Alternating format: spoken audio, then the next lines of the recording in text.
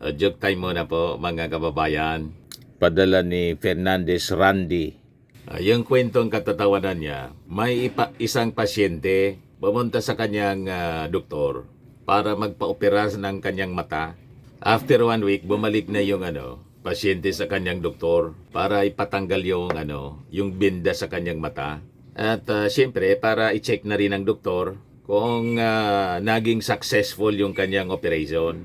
So sabi ng doktor, mayroon ka ba niyang nakikita after na tanggalin yung binda? Sagot ng pasyente, opo dok. Ngumiti yung doktor. Sabi ng doktor, tagumpay ang naging operasyon mo. Tanong uli ng doktor doon sa pasyente niya. So ano niya yung naaninag mo, yung nakikita mo ngayon? Sabi ng pasyente, utak dok, utak. Sabi ng doktor, bakit utak? Basta niya dok, ang nakikita ko, utak. Sinipat ng doktor yung mata na kinabit niya. Kaya pala po utak yung nakikita ng pasyente niya kasi baliktad yung pagkakabit ng mata.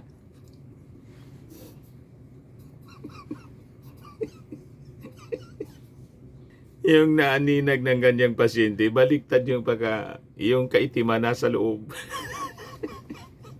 Kaya nakikita ng pasyente yung kanyang sariling utak.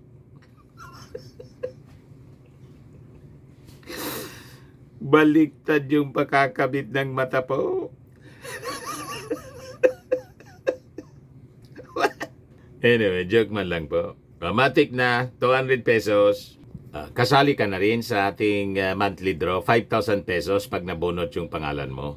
Kung hindi, qualified ka pa rin sa grand draw natin, December, 10,000 pesos na yung cash prize. Dito na tayo mga kababayan sa mga sinasabi ng kampo ng mga Duterte. Actually, yan mismong nagsabi po, si Abansenya, si Anilet, natutuwa pa siya. Talagang mga ugali ng mga taong ito. Yung common law wife ni Digong. In-interview ng mainstream media, anong masasabi dito sa mga nangyayaring crimes? Kasi di ba yung may kidnapping na nangyari?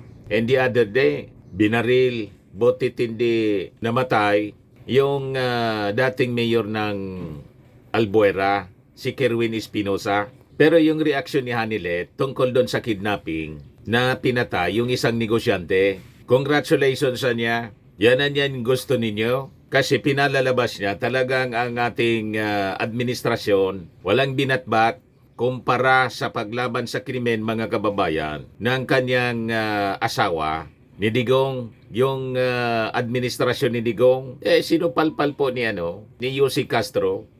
Napag-alaman mga kababayan sa investigasyon ngayon ng Philippine National Police. And in fact, bumuo na po ng task force yung PNP, DOJ, saka po yung NBI para i-address ito pong biglang paglitaw ng mga kidnapping cases dito sa ating bansa. Ibig sabihin po, hindi nagpapabaya yung ating gobyerno. Alam naman po ninyo mga kababayan, pag ganito, may mga pangyayaring ganito, pinapalaki kaagad po ng mga DDS, lalo ng mga Duterte, para siraan ang ating gobyerno. Nang mag-imbestiga yung ating mga authorities doon sa kaso ng kidnapping at pagpatay, may relasyon pa pala to doon sa previous operation ng Pogo na namayagpag sa ating bansa noong panahon ni Digong. Ito yung balita ngayon ng Manila Standard. Pogo Muscle Aid Inque case. Agad na nag-meeting at bumuo ng task force yung ating PNP, NBI at ng DOJ. Ayan po, DOJ bumuo ng task force versus kidnapping. Ito yung case mga kababayan ng isang negosyante na pinatay. Ayan pinalaki agad po ng propagandista nila sa China. Ito yung report ng South China Morning Post, mouthpiece ng China. Yan Chinese-Filipino tycoons killing sparks fears of organized crime surge in the Philippines. Yung kasong ito mga kababayan, related pa pala sa Pogo. You see? So ang ugat mga kababayan can be traced back sa administrasyon ni Digong kasi namayagpag yung Pogo, panahon po ni Digong. Tapos ganito yung sasabihin ni Anilet, pakinggan ninyo po. Congratulations sa Pilipinas, may kinidnap at pinatay na naman. Ganyan ang gusto nyo? Sige, congratulations. Congratulations. Number, di ba nakita mo yung survey sa, dalawa sa cities ng Pilipinas, ang dangerous place? Congratulations again. Oo, maraming nangyari na. Congratulations, BBM. Ganon kasama mga kababayan ang budhi nitong common law wife ni Digong. Sa bagay, hindi naman natin masisisi kasi masamang-masama ang loob niya nang bitbitin po ni General Torre yung kanyang asawa at diniliver po sa dahig. Siyempre, ganon ang kanyang mga pananalita. In-underestimate kasi ninyo. Masyado ninyong minaliit yung ating administrasyon. Kaya ito yung inabot ninyo. Kaya sinupalpal mga kababayan ni Jose Castro. Yan o, naitanong ng mainstream media po sa PCO press briefing kahapon. Administration for the situation of kidnapping and killings in the country, there was, I think, a sarcasm in her tone. Nakakalungkot. Dahil muli, mababanggit na naman natin ang mga kaalyado ni dating Pangulong Duterte. Hindi po ginagawa nakatatawanan ang isang ganitong klaseng sitwasyon. Kaya kay Miss Hanelet Avensanya, huwag niyo pong gawin na issue. Dahil may buhay po ditong nakasalalay, may mga buhay na nawala.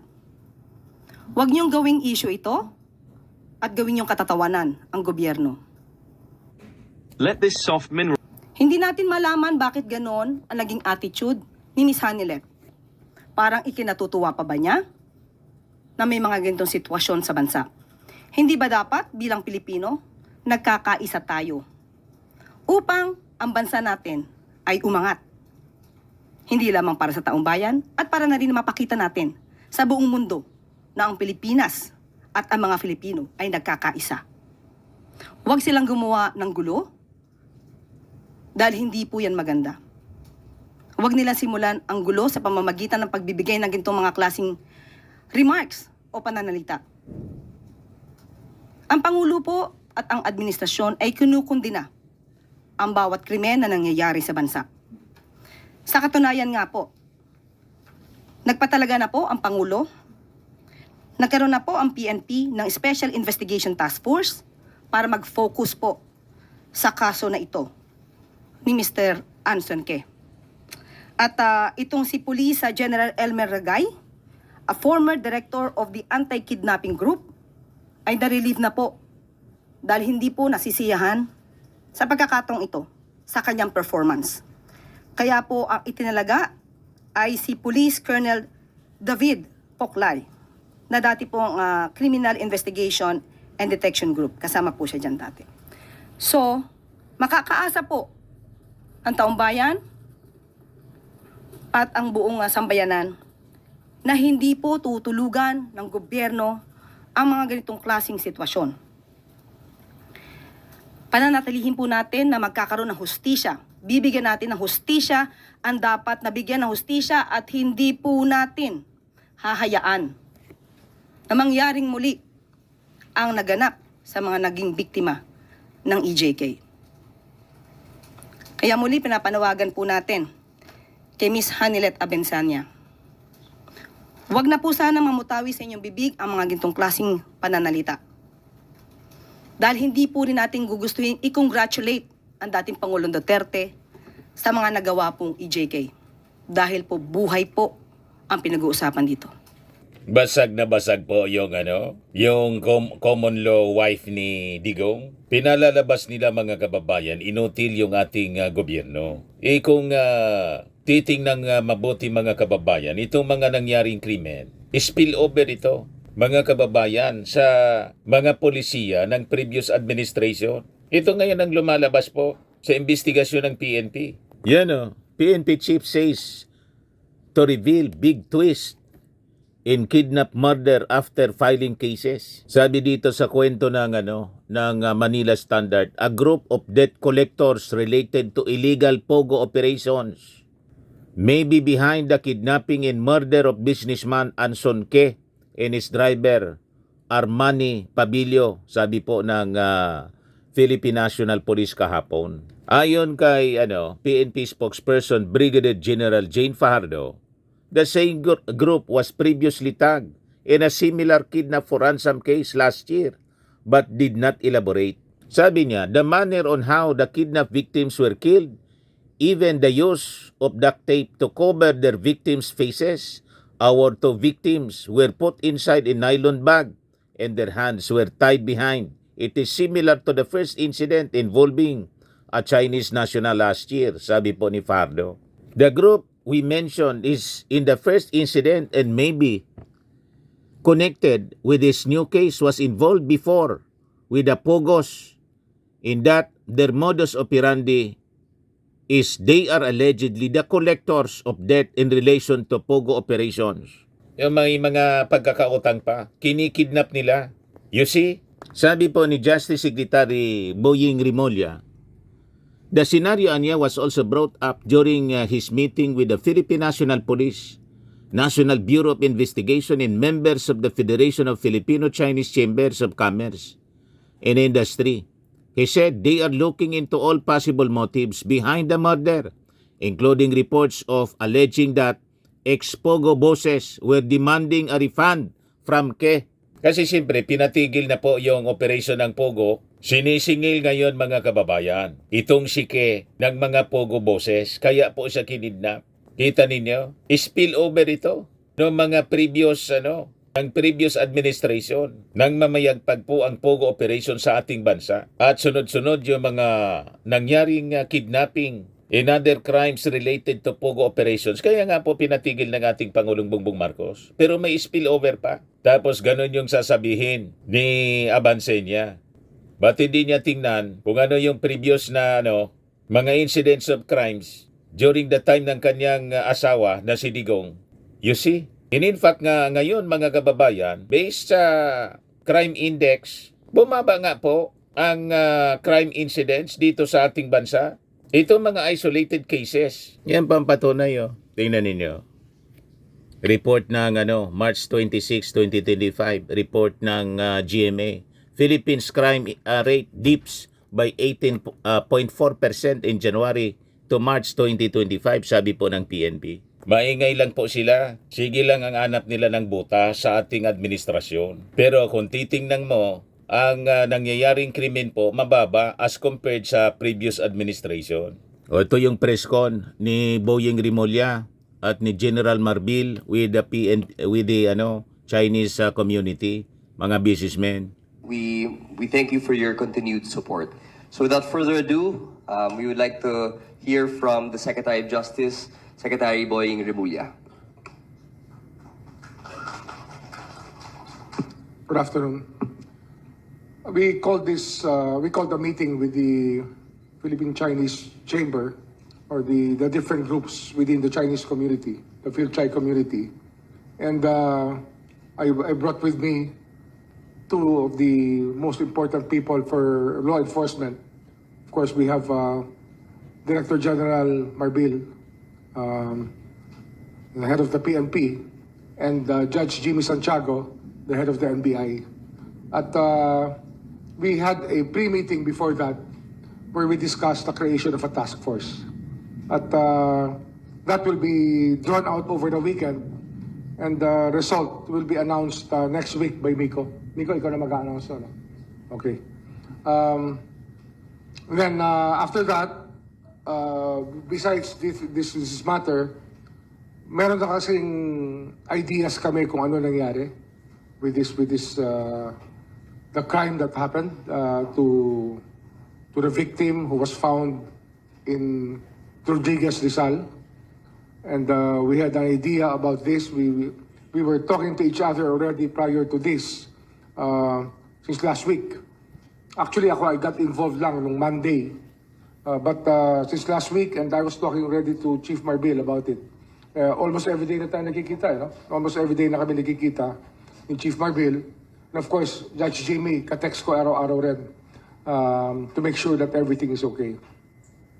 So the creation of the task force is paramount.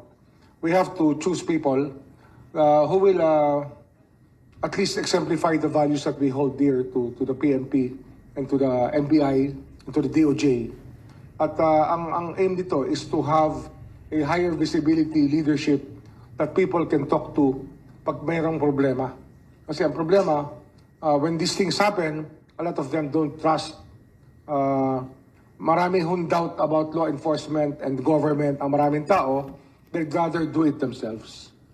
Now, are we going to talk about what happened? I think it's a police matter right now.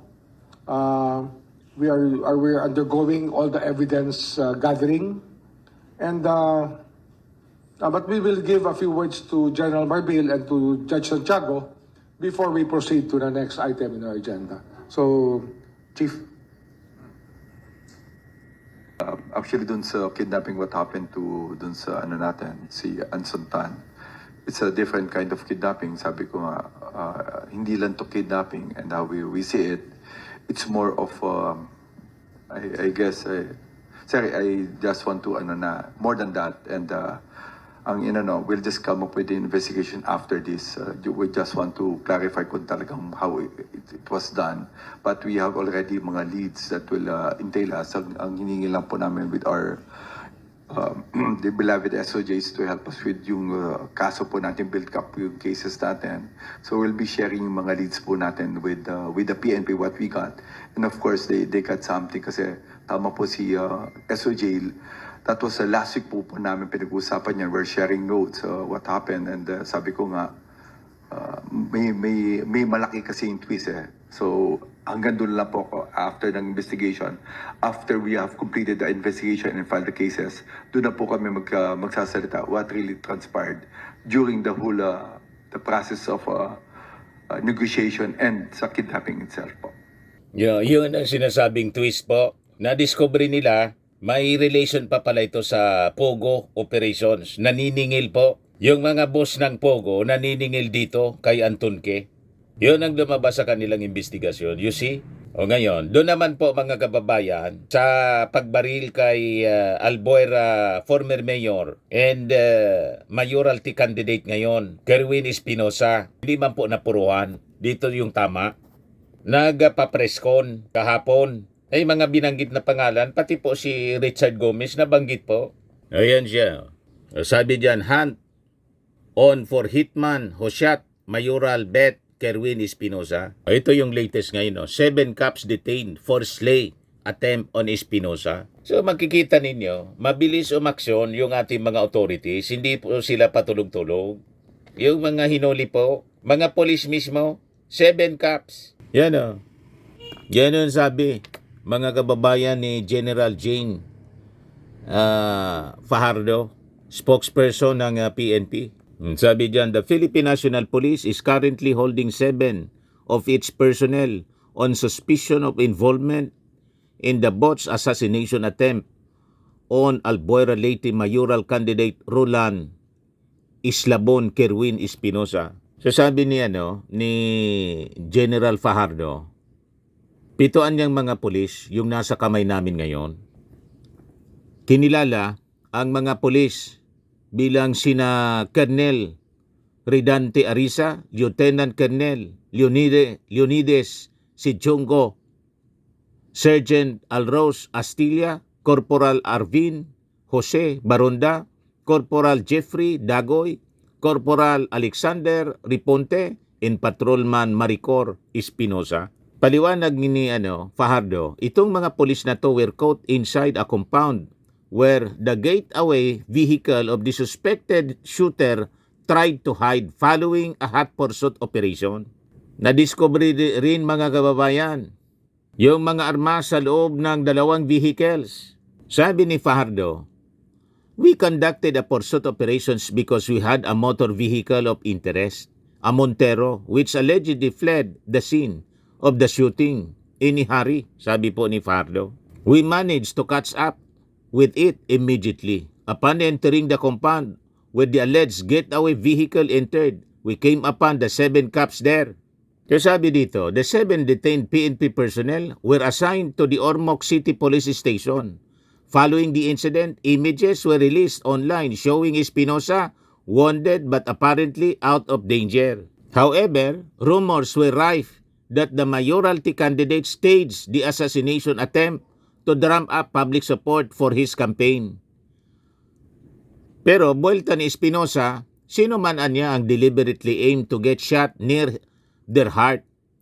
This was not a state event anya, sabi ni Espinosa. Pinagdudahan na drama lang niya para makuha yung sympathy mga kababayan ng mga tao, ng mga botante at manalo siya sa eleksyon. Yan ang mga kwento ngayon. Sabi niya, this happened anya because they do not want me to serve as mayor of Albuera because their business would be affected. So, kaduda-duda, mga kababayan, pabayaan natin yung mga PNP officials, yung mga authorities ang magsagawa ng mga investigation kasi komplikado pa yung kwento. Kasi nakita natin, after the so-called ambush sa kanya, itinakbo sa ospital si Espinosa. Tapos yung itsura naghihingalo. Afterwards, after 4 hours, biglang nagpa-presscon. Malakas na siya. O, di ba? Tapos may statement pa siya mga kababayan na ready na siya na mag-testigo laban kay Digong doon sa Dahig. Tapos may mga reports, may mga statements na sinasabit si Richard Gomez sa nangyari sa kanya. Kaya wag muna natin mga kababayan masyado paniwalaan yung mga kwento sa likod ng ambush, pamamaril dito kay Kerwin Espinosa kasi may halong drama. O, di ba? Ayan o. O, ito yung papreskon niya. O, nakita natin ito, naghihingalo. Nasa ospital. Pagkatapos, biglang nagpapreskon. Kaya medyo kaduda-duda talaga yung kwento. Buwera, Yan o. pero may nahuli na person of interest na sila Police Colonel Redante E. Arisa, Police Sergeant Alros G. E. Astella, Alvin Jose Barunda, Police Corporal Jeffrey H. Dagoy, o si Police Alexander Riponte. So ayan na muna natin yung mga authorities magsagawa ng thorough investigation dito sa kwento ng assassination attempt kay Kerwin Espinosa. Baka kasi magamit tayo sa mga propaganda. Di ba? Huwag tayong pagagamit sa mga agenda, mga propaganda po. So, hayaan natin yung mga authorities ang magsalita after thorough investigation sa kaso. Ayos pa?